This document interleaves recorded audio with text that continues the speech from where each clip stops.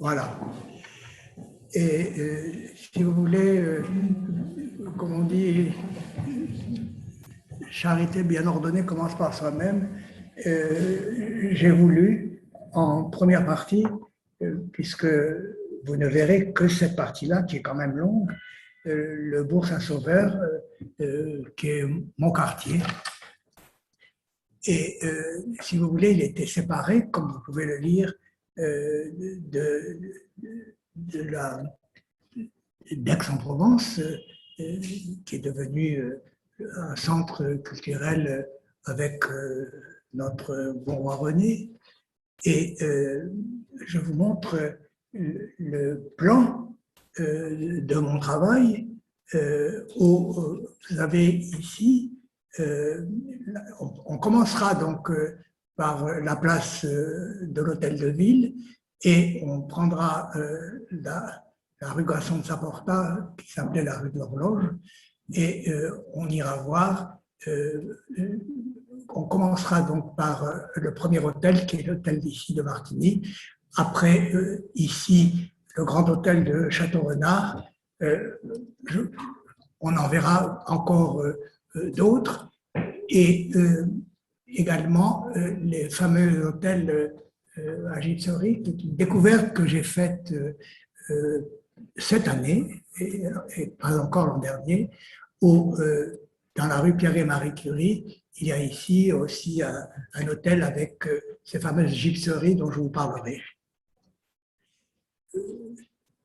Vous avez ici ce qui sont les murs d'enceinte du Bourg Saint-Sauveur, et il y a là l'endroit où se trouvait la maison du bourreau, avec toutes ses fortifications.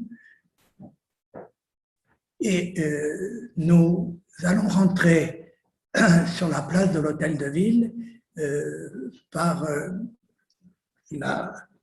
l'ancienne halle au grain, où il y a ici le marché, et pour arriver sur la place, avec le beffroi et l'horloge. L'horloge que vous voyez face à vous, la ville a été reconstruite en 1655-1678, à la fois pour l'hôtel de ville que vous avez ici et pour la halle au grain qui n'existait pas.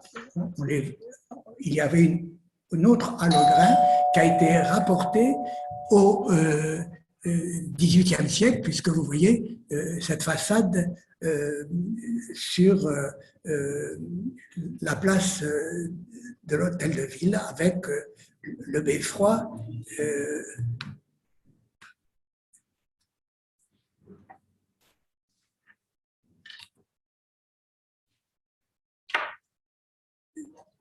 Je voulais vous prendre quelques photos de l'hôtel de ville qui sont les restes de la fin du XVIIIe, puisque la Révolution a été extrêmement terrible en Provence. Et c'est, comment dirais-je, un travail encore de qualité que l'on peut voir dans cet hôtel de ville, dans lequel, bien sûr, nous ne rentrerons pas, puisque vous avez ici donc l'horloge avec sa cloche. Il y a eu un travail qui a commencé pour les restaurations en 1608. Le cadran astronomique, lui, ne marche pas. Et on avait trouvé au XVIIe des statues, il y en avait 7, et on en a gardé 4 pour en faire les saisons pour l'année. Vous avez donc à gauche le printemps et l'été. qui sont des statues en bois. Le printemps étant bien sûr Mercure et l'été Vénus. Et ici, l'automne Jupiter et l'hiver à droite Mars.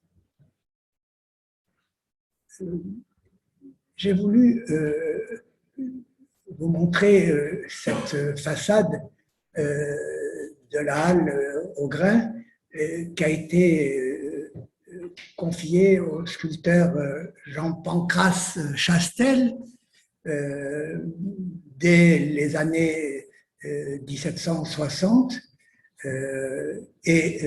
Vous avez le fronton avec ce groupe allégorique. La pierre est plutôt blanche, pas de la pierre de rogne, comme vous voyez, qui est cette ocre jaune, qui est la pierre de Calissane. Et à gauche, vous avez le Rhône. À droite, qui représente Saturne. À droite, vous avez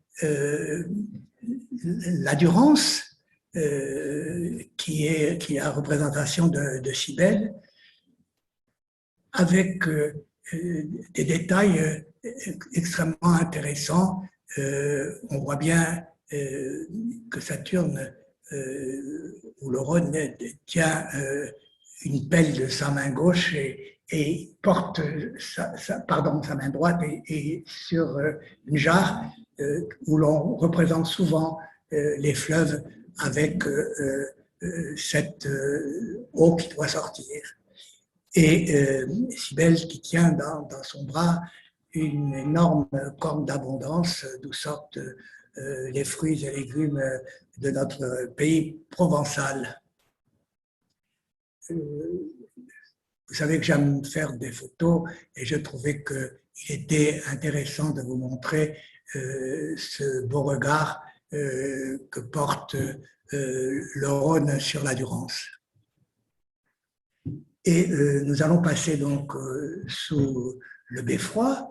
Vous avez cette publicité, je prie à ce qu'elle puisse rester. Elle commence à s'abîmer au bout de 40 ans et nous allons monter dans le vraiment Faubourg Saint-Sauveur. Vous avez ici le haut de la cathédrale et sur le côté droit, c'est-à-dire sur la photo qui est ici, pardon. Vous avez devant vous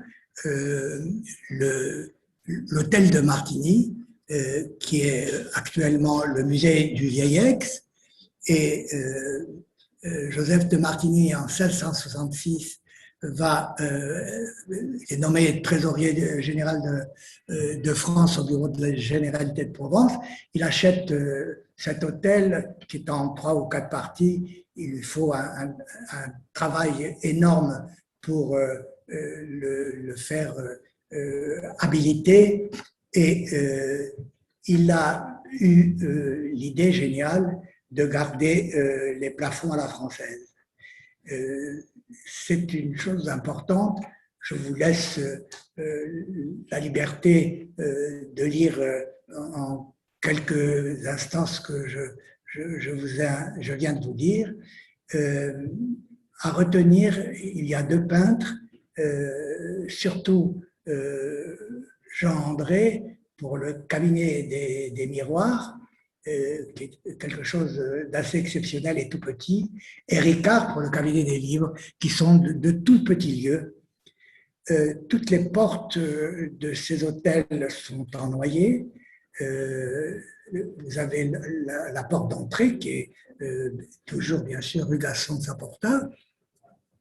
Et l'intérieur, qui est le hall que j'ai pris pour vous montrer comment nous rentrons et qui a été entièrement refait au XIXe siècle.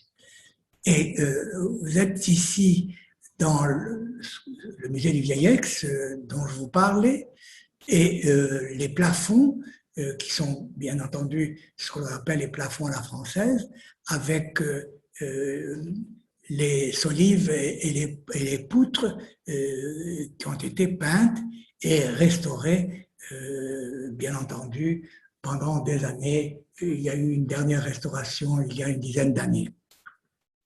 Et puis, on a découvert également sur les murs qu'il y avait des fresques, certes abîmées, mais dont j'ai pu vous montrer peu de photos et vous donner une idée de comment étaient peints les murs.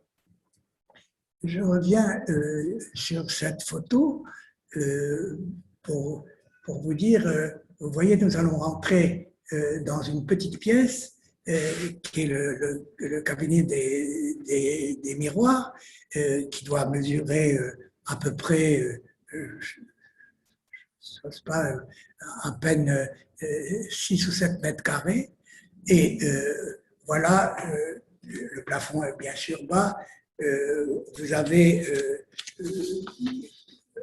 comment dirais-je, un plafond peint qui est quelque chose d'assez exceptionnel, avec des stucs, avec des angelots et également des aigles au debout, mais c'est les peintures qu'a fait Jean-André pour ce cabinet au miroir. Et ici, deux détails de cette qualité, de ce décor. Il y a dans Aix, je pense, deux plafonds de même style, dont celui de l'hôtel de Martigny, que vous voyez de voir. Bien entendu, j'ai fait des dizaines de photos, mais ce qui est amusant de voir, c'est aussi l'envolée et le côté astucieux des peintres. Et on rentre dans une autre pièce encore plus petite, qui est le cabinet des livres, qui lui a été peint par Ricard. Ce sont des tableaux qui sont peints, bien entendu, où les cadres sont peints en trompe-l'œil. Il doit faire aussi 3 mètres sur 3 au sol, c'est tout petit. Et vous avez ici cet ange de la renommée avec les armoiries de Martigny. Et bien entendu, pour une fois où il y a un peu de céramique dans ce que je raconte, je voulais vous montrer ce sol qui est en faïence de Talavera, des années aussi du tout début du XVIIe. Et vous avez une rue qui sépare la rue, l'hôtel de Martigny avec l'hôtel de Château-Renard. L'hôtel de Château-Renard est, je dirais, que l'on pouvait visiter il y a encore 10 ans, qui est fermé. En travaillant 3 jours, j'ai vu des choses absolument dramatiques qui m'ont extrêmement touché, à retenir Jean d'Arrée, qui est un peintre flamand. Je l'ai écrit parce qu'on pense souvent que d'Arrée est un peintre aixois, ce qui est faux. Quand Louis XIV va être invité à dormir dans l'hôtel de Château-Renard, il a été ébloui par cet escalier carré qui est assez exceptionnel, et il va le nommer peintre du roi. Je vous demande malgré tout une certaine indulgence dans mes photos, parce que il n'y a pas de rideau, il n'y a rien pour cacher. Vous voyez la montée des escaliers, c'est la première montée où vous avez effectivement côté mur ce ne sont pas des fresques, tout est peint à l'huile. Et c'est extrêmement intéressant. Et Daré a prévu, si vous voulez, des fonds où on a le sentiment de voir à l'arrière des jardins, etc., avec une parfaite reproduction, vous voyez, des boules sur cette montée d'escalier. Il y a, là aussi on le voit d'une manière, puisqu'il y a 3 révolutions, avec des personnages également importants. Mille excuses pour vous montrer ces couleurs qui sont dues au soleil que je n'ai pas pu toucher. Vous voyez, on voit là le fond des jardins avec des rideaux. Et ici, un personnage important qui est Salomon, le plus savant et le plus vertueux des hommes, avec on dit que c'est Jules César, moi je dis que c'est un empereur romain, et j'attire votre attention sur ce petit laquais qui regarde les gens monter, et vous savez, c'est assez énorme comme superficie pour pouvoir le photographier, et je suis arrivé à pouvoir vous le montrer, qui a poussé le rideau pour regarder les gens qui montaient. Ici, notre vue, et la partie la plus importante qui est le fameux plafond où vous avez toutes les voussures qui vous montrent les voussures, c'est cette partie, les arts, les sciences, les lettres, etc. Et personne ne sait qui a poussé Jean Daré à le faire. Ici, vous avez le centre de ce panneau qui est tout en haut, qui est en toile, bien sûr, peinte à l'huile aussi, et qui représente Athéna ou Minerve, qui tient de son bras gauche un phylactère portant l'inscription Virtus Immortalis que j'ai pu retrouver. On voit le début de ce phylactère. J'ai couru sur d'autres phylactères plus loin, vous verrez. Là, c'est la cage avec le perroquet qui est quand même pas trop mal. Et nous allons passer en revue toutes les voussures qui sont, elles, en camailleux, avec ce qui n'est pas toujours évident, c'est de pouvoir vous montrer avec un zoom important. Vous avez ici la grammaire. Ici, vous avez l'astronomie en haut et la logique ici. Et je vais vous montrer un détail de la logique qui est extrêmement important. Je suis arrivé à ce qu'elle soit pas floue, où vous avez l'inscription ici, démarre, et d'arrêt, démarre étant le propriétaire, qui a fait construire l'hôtel, et d'arrêt le peintre. Et la logique, vous l'avez bien saisie. Ici, la peinture et la sculpture qui est ici sur la partie haute, et la géométrie en bas à gauche. Et j'ai voulu vous montrer, donc, dans l'arithmétique, je n'arrivais pas à bien voir, mais on voyait qu'il y avait une inscription, et vous avez la date 1654, qui est l'année où Daré a arrêté le travail de sa montée d'escalier, qui est une chose extrêmement importante. Ici, à gauche, Hermès, et une représentation de Louis XIV, grâce à ce soleil que l'on voit, qui vous montre encore un détail.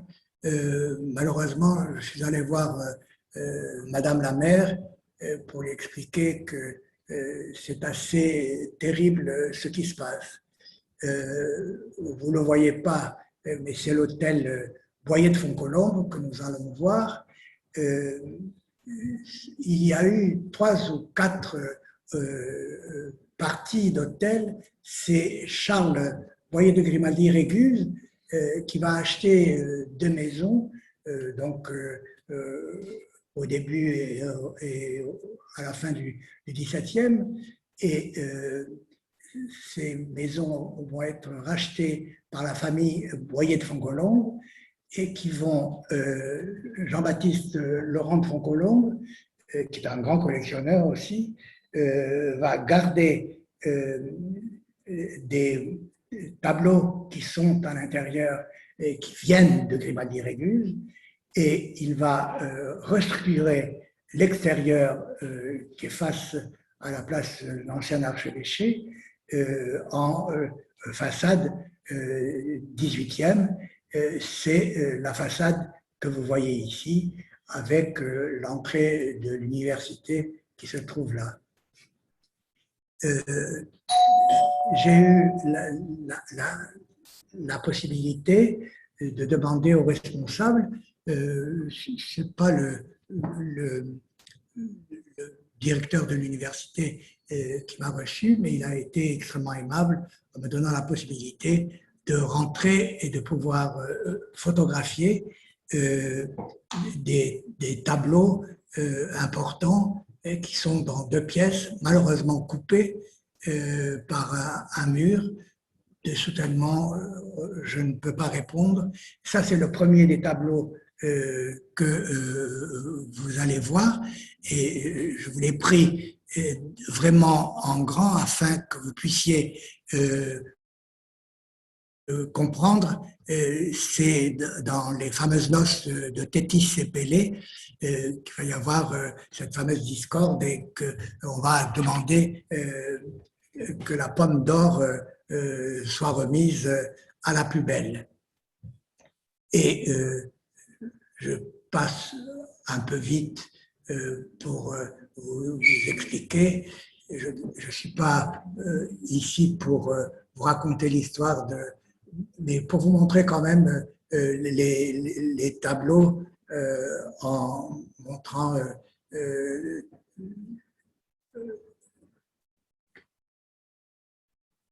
c'est peut-être un des plus beaux que j'ai vus, car vous voyez, il y a des feuilles, etc., mais les peintures sont extrêmement tachées, malgré tout. Donc là, ici, vous voyez le jugement de Paris. Malheureusement, c'est l'écran du haut qui vous cache ce que je... Mais vous pouvez comprendre que vous avez Athéna qui est à l'extrême gauche, Aphrodite ou Vénus qui est au milieu, et vous avez Héra qui est à droite, l'amour étant bien sûr à ses pieds, et Paris qui va donner la pomme d'or, oui merci, à Aphrodite qui lui avait promis d'épouser la belle Hélène. C'est sur la partie, vous voyez, de gauche. J'ai commencé donc par faire les photos, mais c'est dramatique parce que vous voyez que ce sont des bureaux, qu'il y a tous ces tableaux qui ne sont pas d'une très grande qualité, mais je me devais quand même de vous montrer quelques-uns des autres tableaux qui se trouvent ici, avec Persée qui part avec la tête de Méduse, ici la justice, et j'ai regardé à la longue vue, vous voyez tout ce qui est là, ce sont des taches qui se trouvent sur les tableaux qui sont extrêmement abîmés. Là aussi, qui est la tempérance. Et que dire, j'ai eu cette possibilité de pouvoir faire partager certaines de mes découvertes parce que je n'avais jamais visité ces parties que l'on voit bien sûr avec une plus grande difficulté. Et nous allons ici arriver à l'hôtel de Venelle. Gaspard de Venelle est un conseiller. Il va, je dirais que c'est grâce à lui que peut-être j'ai choisi de choisir le Bourg Saint-Sauveur comme thème pour mon intervention d'aujourd'hui. Il a préféré venir arranger un petit hôtel qu'il avait dans le faubourg Saint-Sauveur pour se démarquer, comme je l'ai écrit, de ces familles de l'aristocratie, de la bourgeoisie qui avaient envahi le centre d'Aix dès l'arrivée, bien sûr, du roi René. Et ce quatrain qui est extrêmement intéressant, vous allez pouvoir le voir. Le lieu, voilà la rue qui se trouve tout proche de la place des quarts d'heure, où vous avez ici l'entrée. Ne reste de l'hôtel que la montée d'escalier, qui est toujours avec ces pilastres, qui sont des pilastres en terre et en plâtre et pas en pierre, comme il y en a certains. Et au premier étage, dans un dédale vous demandez, ça je les avais vus il y a oui, plus de 40 ans, on rentre par cette petite porte, vous avez des bureaux qui sont là, vous avez un autre bureau qui est là, et vous avez cet énorme plafond. Effectivement, je vous laisse chercher quelques instants. Ça, c'est la deuxième pièce. Donc, la première était ce que je dirais la pièce d'apparat, et celle-ci où se trouve un responsable important de la mairie, la chambre où vous pouvez remarquer qu'il n'y a pas de rideau, que les stores sont cassés, etc.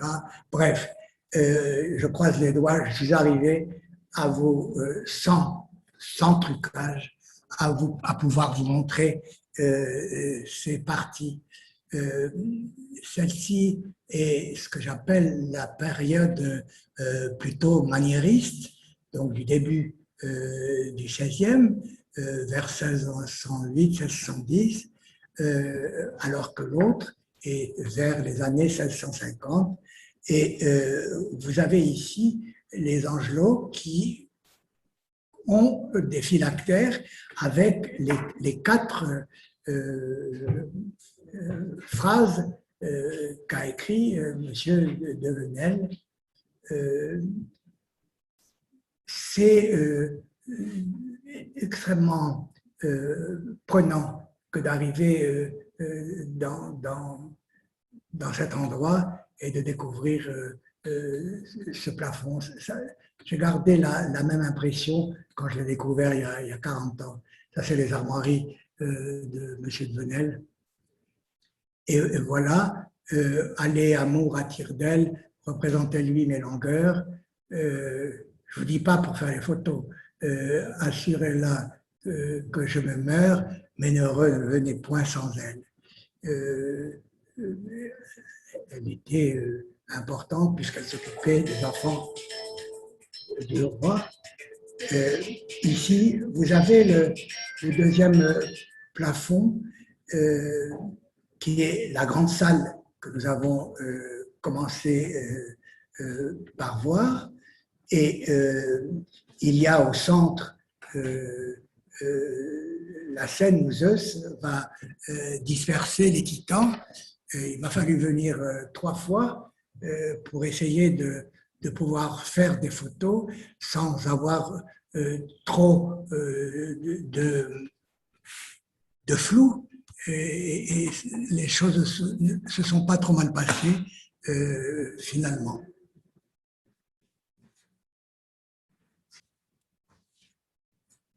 Donc, vous avez ici la première photo enfin, la deuxième que j'ai faite, où on reconnaît bien Zeus et vous pouvez bien voir qu'il a sa foudre.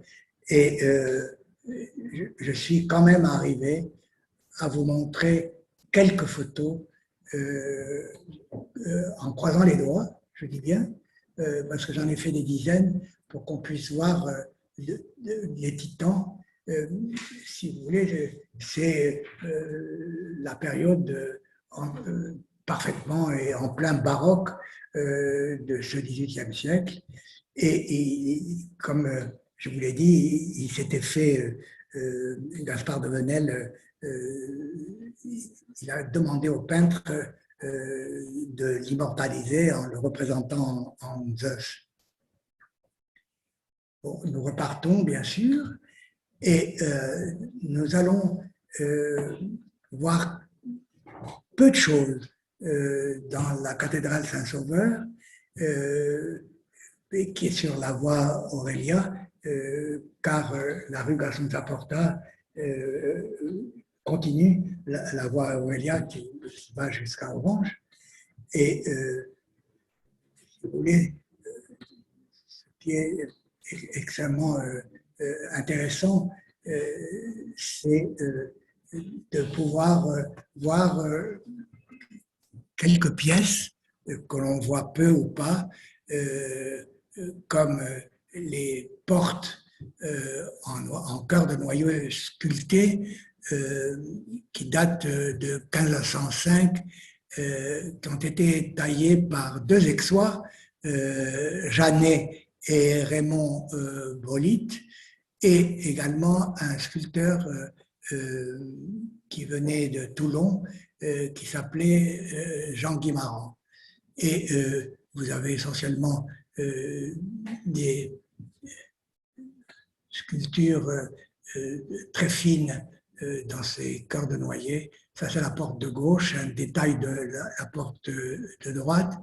Et j'ai voulu quand même vous montrer d'une manière plus claire sur le ventail de gauche les prophètes Isaïe et Jérémie, et sur ceux de droite, Ézéchiel et Daniel, qui sont surmontés d'un dé.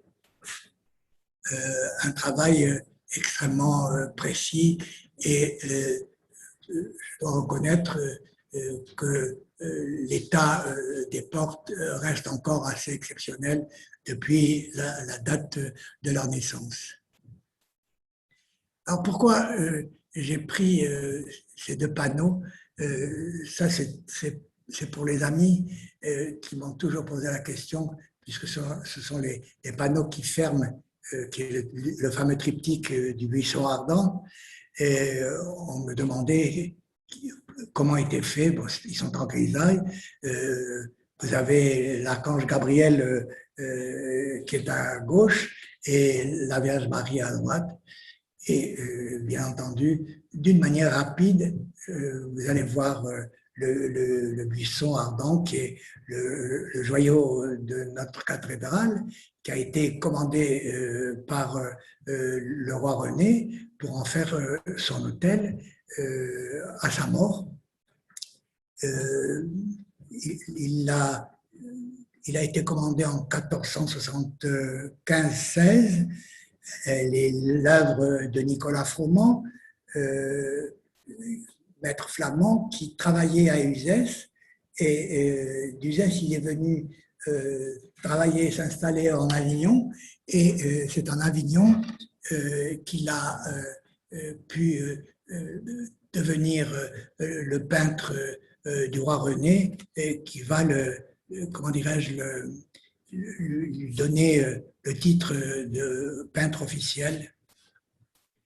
Et vous avez ici l'ange à gauche, et ça, je l'ai regardé aussi avec des jumelles. L'ange porte une médaille au centre qui est le péché originel, Adam et Ève, et vous avez Moïse qui garde son troupeau. Bien entendu, le roi René, 1408-1480, vêtu de ses armes Hongrie, Sicile, Anjou, Aragon, qui va transformer dès le 15e Aix en centre culturel, et à sa droite, Jeanne de Laval, qui est sa deuxième épouse, Isabelle de Lorraine étant partie. Ça, c'est un détail que personne ne regarde, mais qui m'a plu parce qu'il y a des choses que j'aime et que j'aime faire partager. Je trouve que l'œil du petit chien est assez exceptionnel.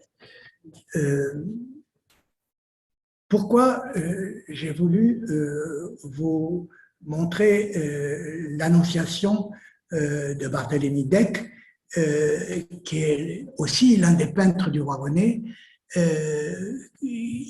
C'est un drapier qui s'appelle Pierre Corpicci qui avait demandé à ce que ce tableau soit, comme le roi René l'avait demandé, sur son autel dans la cathédrale Saint-Sauveur.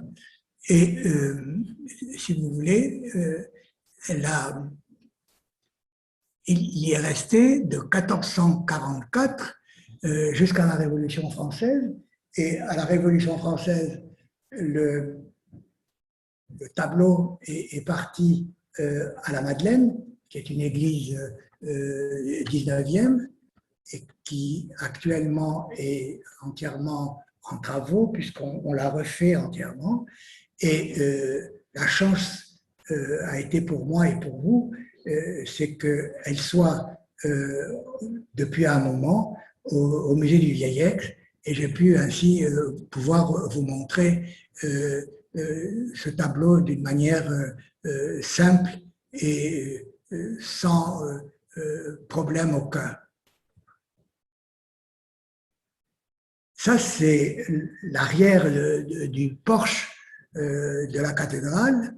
Je mets au défi ceux qui connaissent Aix-en-Provence d'avoir remarqué que le cadran du porche de la cathédrale était monté avec des panneaux de bronze.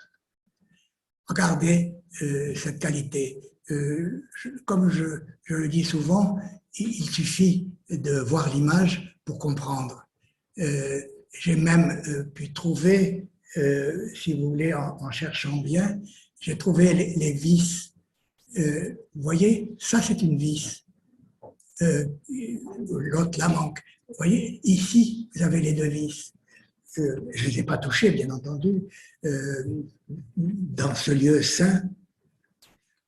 Vite fait, c'est une peinture, une fresque qui se trouve dans la cathédrale, rien d'extraordinaire.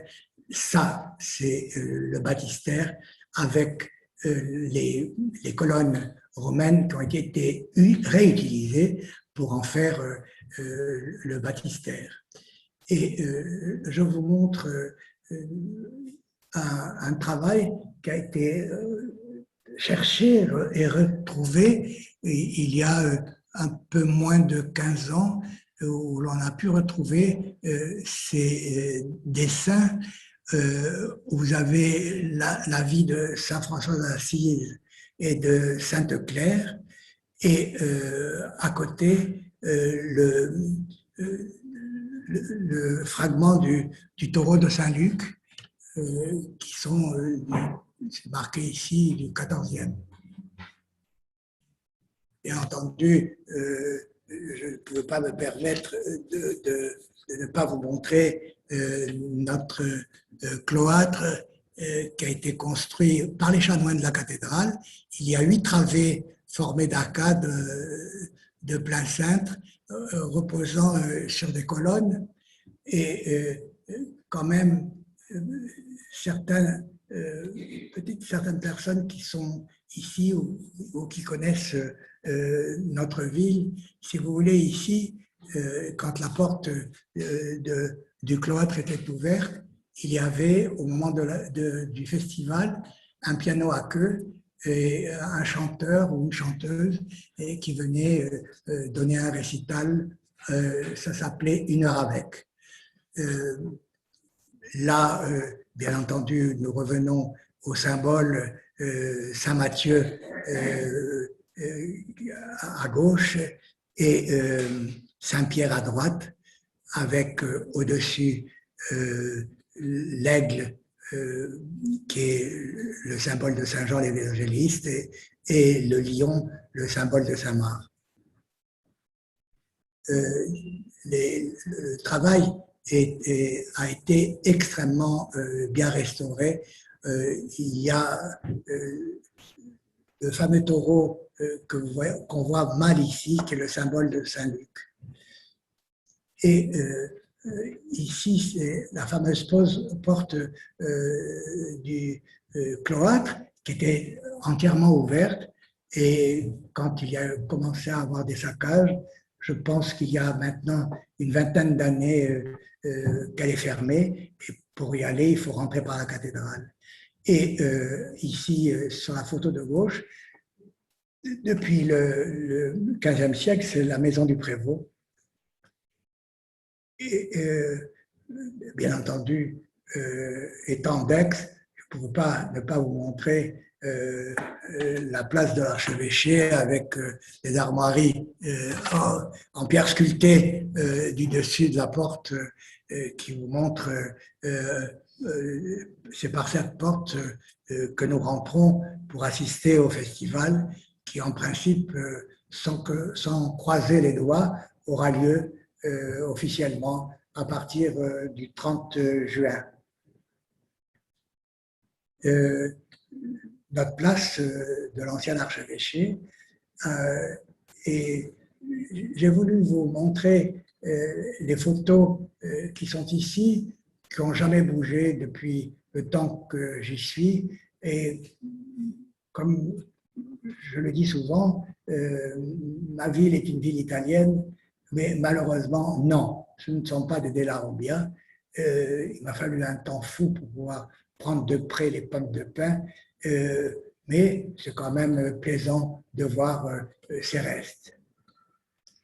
Je vais vous amener maintenant, vous avez à gauche la rue Adanson, qui, au début du XVIe siècle, s'appelait la rue Esquischo-Musco, écrase-mouche. Et si vous voulez, nous avons un ami qui est architecte, qui habite au Neuf et qui a fait tout un travail sur la rue en nous expliquant que la rue a été élargie de ce côté-là. Si vous voulez, on a coupé, on a à peine rogné sur la partie de cet hôtel et on est arrivé à la transformer. Pourquoi? Parce que ici, c'est un hôtel qui était lui aussi 17e, qui a été refait au 19e, mais la porte que vous voyez est restée.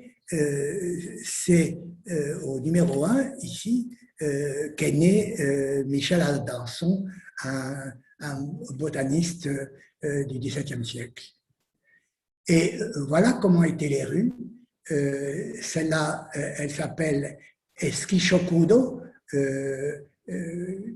où vous voyez qu'avec vos mains, vous pouvez tenir les deux murs.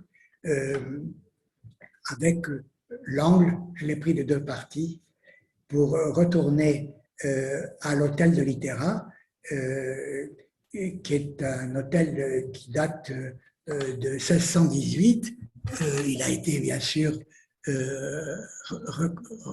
réaménagé, reconstruit. Avec à côté de lui, retenez l'hôtel de Grand-Dévès, qui est à côté de l'hôtel de Littéra, qui est au, au 7, et Grand-Dévès est au 5. Et le baron Jean-Louis de Coriolis de Limaille fit édifier la façade que nous voyons actuellement.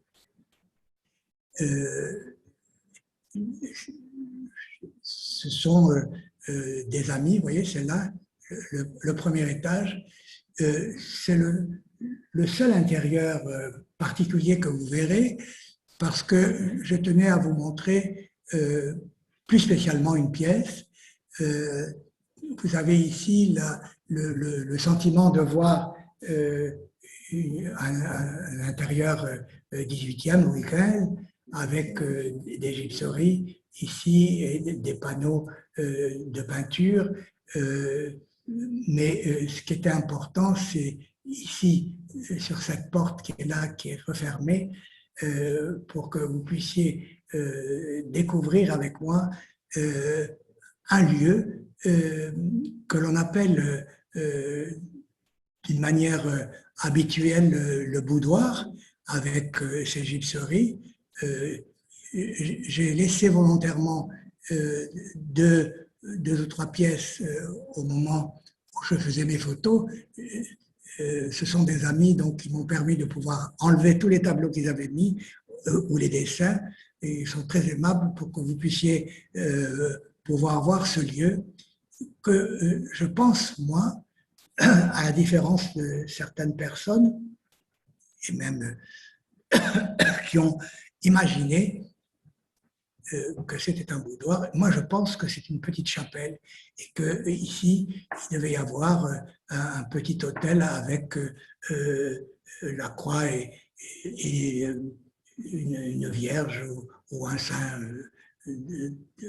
dans la partie. Toutes les gypseries sont bien sûr collées et retravaillées, faites à la main. Ce sont, si vous voulez, ces gypseries 18e, les descendantes de celles que vous allez découvrir tout à l'heure. Alors là, j'ai voulu vous montrer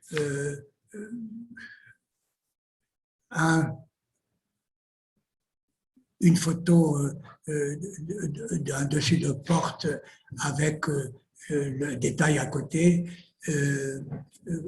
Si vous voulez, on n'a pas à se tromper. Ce sont ou des suiveurs de Van Loo, qui était le grand peintre du 18e à Aix, ou des élèves de son école, puisqu'il en avait créé une.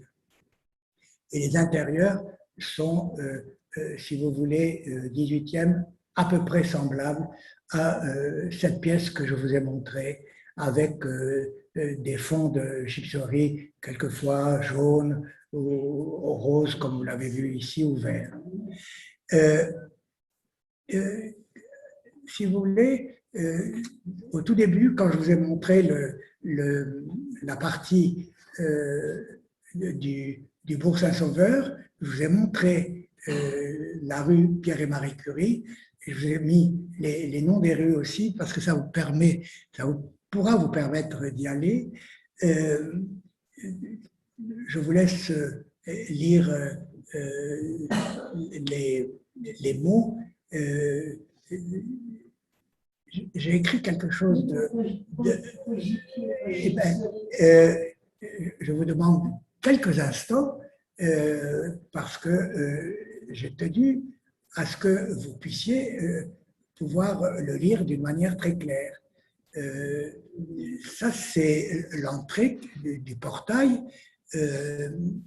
avec deux pilastres doriques.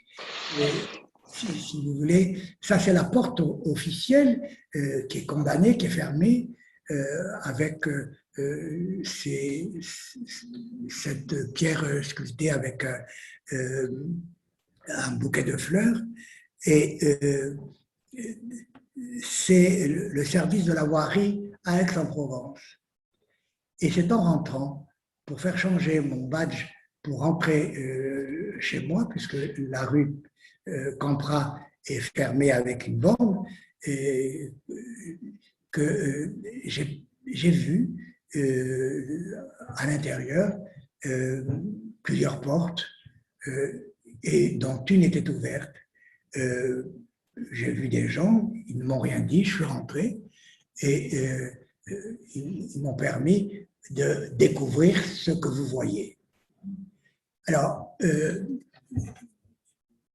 si vous voulez, je vais revenir, je vous montre le travail qui est fait par les gypsiers. Mais vous m'avez posé une question et la voilà. Donc, les plafonds à Gypserie du Bourg-Saint-Sauveur, j'en ai découvert 4. C'est le premier que je vous montre. Le gype et le plâtre blanc en provençal. Nous avons dans le pays d'Aix, pas très loin de chez nous, à Célonie, des carrières de gypse. On mélange, on fait chauffer le gypse, on le mélange à l'eau et on arrive à faire ce plâtre qui va permettre aux gypsiers et aux gypsiers de faire ce travail. Donc, si vous voulez, pour vous faire comprendre le travail, tous ces gypseries que vous allez voir, maintenant, ont été effectivement dessinés sur les plafonds. Également, il y avait, comment dirais-je, des moules qui étaient préparés par ces gypsiers et qui mettaient donc ce plâtre, ce gypse dans les moules. Ils attendaient que ça puisse prendre et ils les collaient directement au plafond en le craquelant pour donner ces valeurs et ces volumes. Je reviens 2 secondes en arrière pour que vous puissiez revoir ce que je vous disais. Si vous voulez, il y a, on voit bien que ça n'a pas été sculpté, mais ils avaient les instruments des plâtriers, ils avaient des truelles, ils avaient plein de choses, ils avaient des gouges, et ils travaillaient de cette manière-là. Et quand il manquait des morceaux, que des morceaux tombaient, ils les remplaçaient d'une manière assez étudiée, puisque c'était des gens qui étaient extrêmement recherchés par la noblesse. Vous pouvez voir également les manières dont sont faits les décors de très très grande qualité. Donc je passe sur ça là pour vous montrer, c'est donc toujours les dessous des plafonds. Ici, j'ai descendu 3 étages parce que l'hôtel particulier avait un jardin qui permettait de pouvoir descendre en regardant. Et vous avez ici des personnages importants que je vais vous montrer de manière plus précise. Vous avez Diane ou Artémise à gauche, qui porte le casque et les cothurnes. Elle tient dans sa main droite une massue, symbole de la vertu. Elle semble menacer Cupidon, qui est proche d'elle, que vous pouvez remarquer, qui est ici.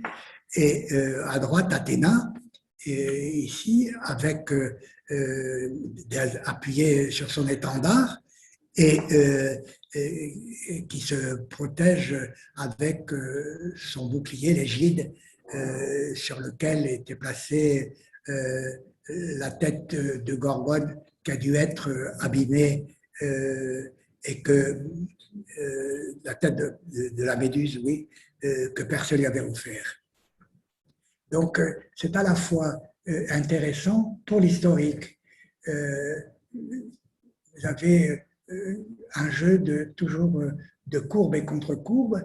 Et ce que je vous disais, c'est de voir, je pense que vous sentez dans les photos que j'ai faites, l'épaisseur de ces plafonds qui vous montrent des reliefs extrêmement importants.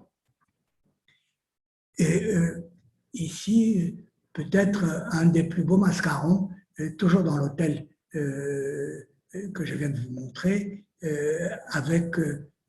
j'ai retrouvé un dessin à la bibliothèque. Si vous voulez, c'est l'album de Villard de Hononcourt, qui date de 1200-1250, qui est un carnet de dessins qui a permis de faire ces détails de gypserie avec le masque feuillagé d'Ononcourt que vous avez à gauche et qui rappelle également certains masques que vous avez également à Fontainebleau. L'hôtel de Glandévès, c'est toujours le même gypsier qui est Jean Gouret qui va réaliser tout le travail de cet hôtel. Et de vous à moi, il est à côté de chez moi. Quand vous voyez une devanture comme ça, comment peut-on imaginer regarder l'érosion éolienne, ce qu'elle a pu faire ça, c'était l'entrée officielle, bien sûr, qui a été coupée. C'est devenu un garage officieux et j'ai eu la chance de pouvoir y rentrer parce que quelqu'un rentrait ou sortait sa voiture et j'ai pu retrouver, vous voyez, les gypseries qui se trouvaient. On voit bien qu'elle a été coupée par l'hôtel où les murs tiennent pas toujours d'une manière facile et classique. Et ce qui est extrêmement intéressant, qui est le travail préparatoire des gypsiers, c'est ce que je pense, pour préparer leur ajout, c'est-à-dire qu'il y a ces parties légèrement en relief et ils vont coller leur moule avec le plâtre sur cette partie-là.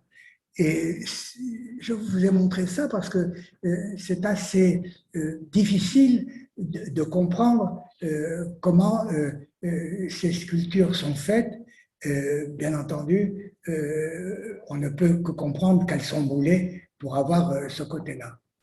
Et voilà l'entrée de l'hôtel en ruine que vous avez vu de l'extérieur, avec le premier plafond, avec vous avez ici un blason qui est la première montée d'escalier que j'ai pris en sens inverse pour qu'on puisse bien la voir, avec,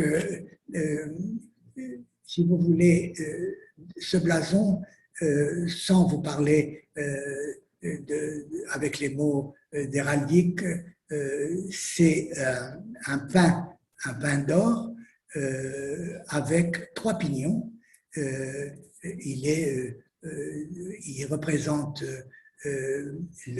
la famille des Russans et vous allez voir ici un autre plafond, une autre montée d'escalier avec ici, que je vous ai fait en grand, vous avez la photo des armoiries d'Alliance de Glandévès qui est ici et celle de son épouse des Russans.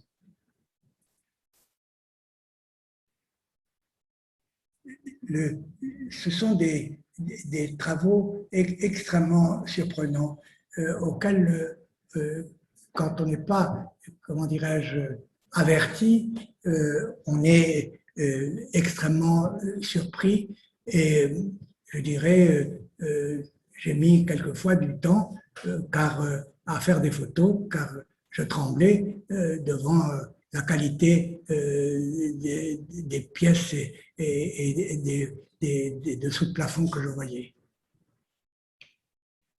Ça, c'est la dernière montée, la dernière volée d'escalier avec, je vous ai fait en grand, vous avez des trophées et des bouquets de fleurs qui s'alternent. Bien entendu, on voit bien que ces pièces-là ont dû être, bien entendu, retouchées. Mais par exemple, dans le premier hôtel qu'on a vu, les plafonds n'ont pratiquement pas été touchés. En tout cas, ils ont été retravaillés. Et je pense qu'on reverra ceci. L'hôtel vient d'être vendu et j'espère qu'on pourra revoir les plafonds. Non, non, c'est toujours blanc. C'est toujours blanc. La maison Étienne de Saint-Jean, que vous verrez tout à l'heure, je savais, parce que j'avais lu où on pouvait en trouver dans le centre du Vieil-Aix, et j'ai sonné à la porte et j'ai trouvé, donc, on m'a laissé entrer aimablement, l'égypterie. L'entrée sur la place de l'université d'Aix, face à la cathédrale, et elle raconte l'histoire des alliances des familles.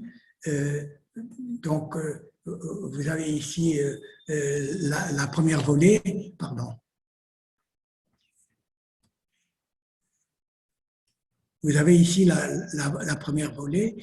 Je ne veux pas rentrer dans les détails.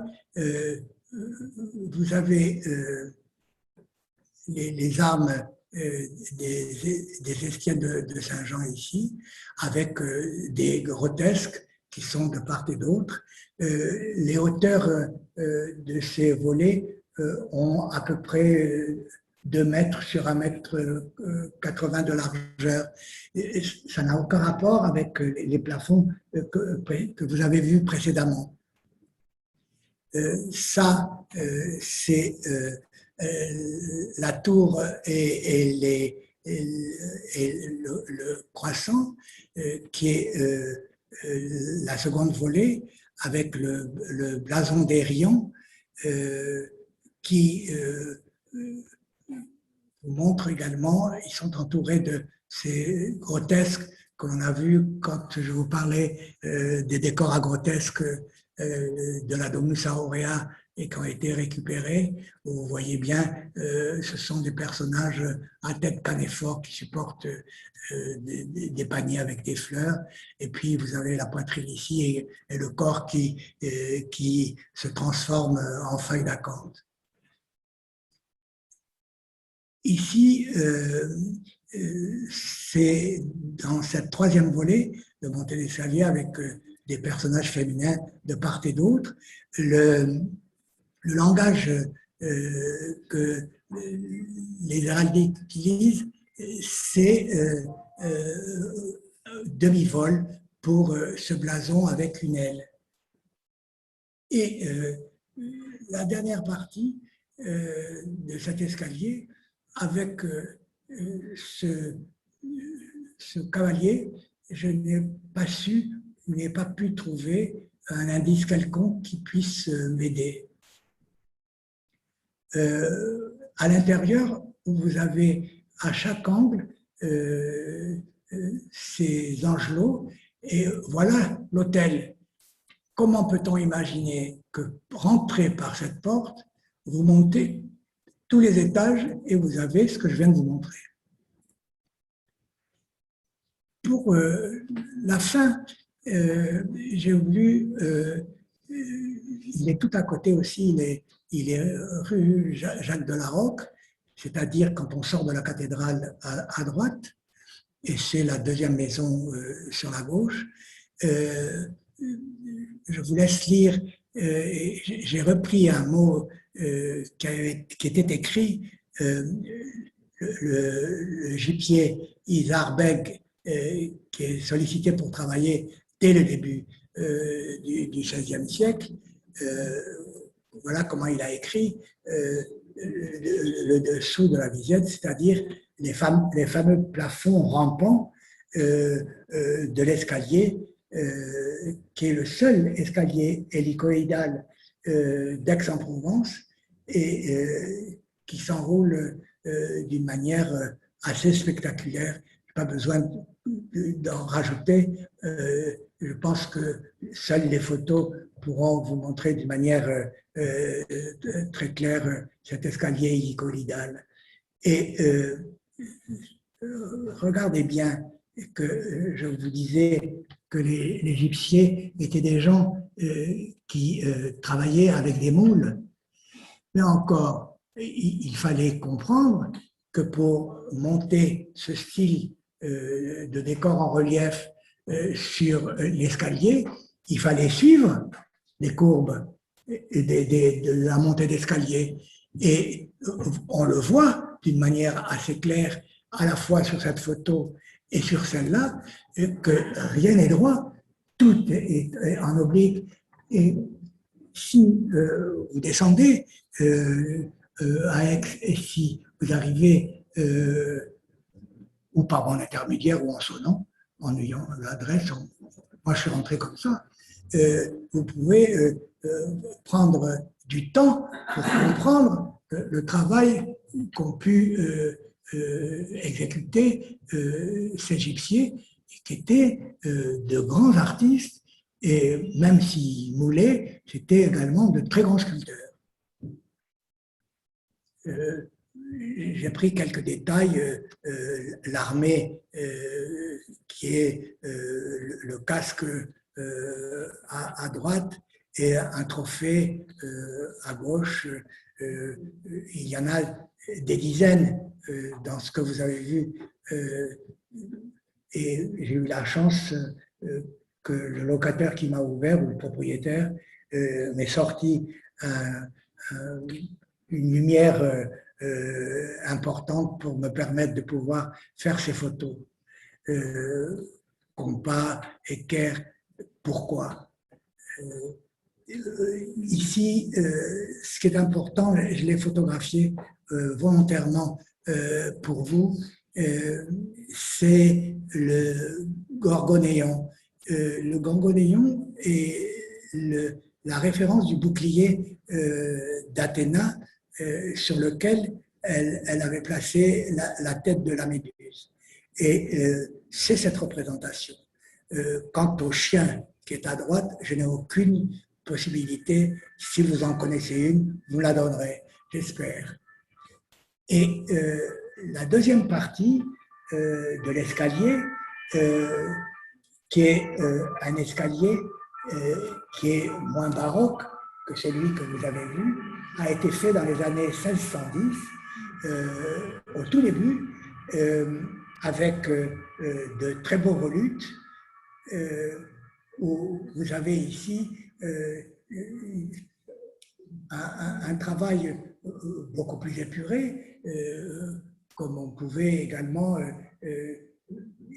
épuré n'est peut-être pas le mot que je voulais utiliser, mais disons plus fin dans la période maniériste. Et je suis resté un long moment pour imaginer que dans ces cercles, il pouvait y avoir peut-être aussi des peintures qui ont pu disparaître. Voilà ce que je tenais à vous dire pour la fin de cette première partie.